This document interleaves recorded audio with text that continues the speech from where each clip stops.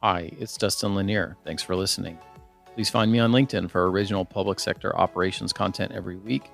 And please reach out to me if I and my team of procurement professionals at Civic Initiatives can help you be a public procurement change agent.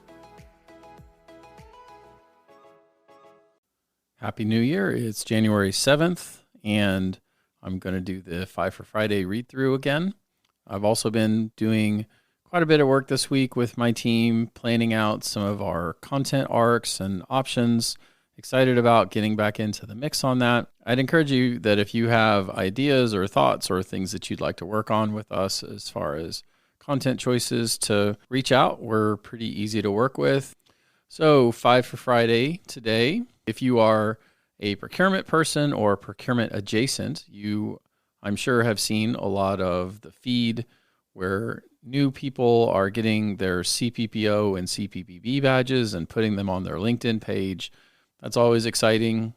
Getting the CPPO was definitely one of the more impactful choices that I made in my life as far as being able to be credentialed and consolidate a lot of experience description into a pretty straightforward approach. So UPPC today announced new recipients for the CPBB and CPBO to 159 individuals, and there's a link to the actual discussion of that. And if you're really that into it, you can go and look at the names of all the people.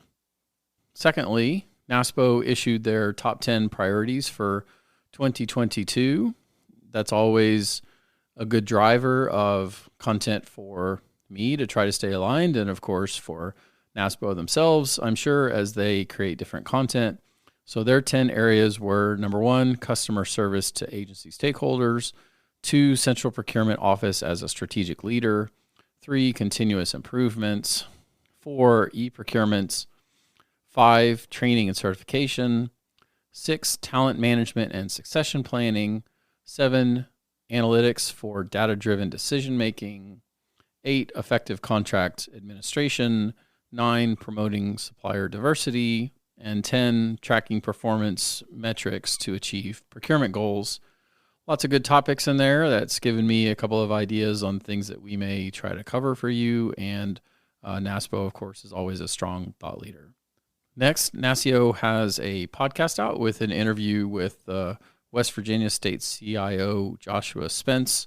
I'm glad to see them personalizing the CIO role and helping people build connections. Next, NASBO, which is the state budget officers. They always do a good job on their content. I'm always impressed. It's always very specific and data-oriented and thorough. So they have a new thing out where they're tracking all the State of the State speeches with the dates and links to that information. So for those of you who look to the governor's offices in those states to drive policy or direction, it's a chance to make sure that that's on your list. And finally, NIGP has a headliner series on federal funding that starts next Wednesday. That's a multi-session discussion. It does cost a little bit of money, but I looked at the list and I think it looks worth it. It's about how the federal funds are going to impact. Of course, we've covered quite a bit on ARPA and some of its impact, and there's still a lot of hubbub among clients about responding to this. So I'm almost certainly going to send one of my folks to participate and learn from that, and I suggest you take a look at that too. And then finally, I'm going to include as a piece of bonus a little thing where Procurated took some of their interviews with people they've done over the last bit of time and repackaged them into a procurement resolution format that I think was a smart way to repackage and refresh content. And a lot of people on there like Jen Myers and Stacy Gregg that are always worth your time to listen to. For Civic's perspective, I posted a couple of things that would be of interest in the week. I posted an exercise that I do at the end of every year where I look at the year in a series of weeks, and I've charted out my whole life against that. There was a post called Wait But Why, or actually it's a blog called Wait But Why, and I think the post was called The Tail End, and it inspired me to create an Excel sheet where I could try to actually remember things that had happened and when they happened so that I have good context. I think it's a good centering exercise, and it keeps you focused and humble to think about your life as starting and ending and doing things in the middle. So that was a more introspective post.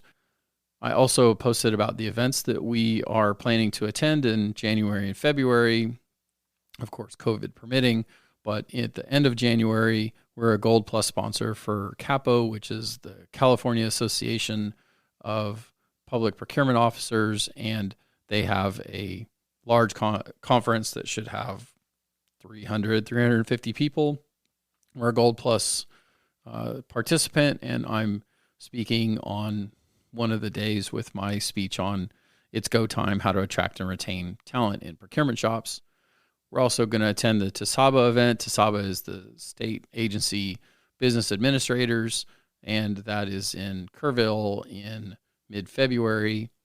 There are several other events that are on the likely agenda in March and April as we get further along in there. So with that, have a great weekend, and thanks for checking in on our content.